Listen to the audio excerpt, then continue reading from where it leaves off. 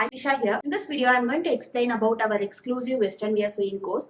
There is always difference between Indian pattern and Western pattern. In this course, you will learn professional high fashion pattern making like basic to advanced pattern making, variations of tops, pants, skirt, jacket, corset variations. Our course is primarily through videos along with the tutor support. Once you enroll to the course, we'll share you the course content and we guide you how to start, and we'll clarify the doubts through WhatsApp audio call, video call, voice note. Each topic is explained in a professional way, like how to take the body measurement, how to make the perfect pattern for the body measurement, and what are the changes has to be done based on the design. And the second step is how to lay and cut the pattern over the fabric and finally sewing.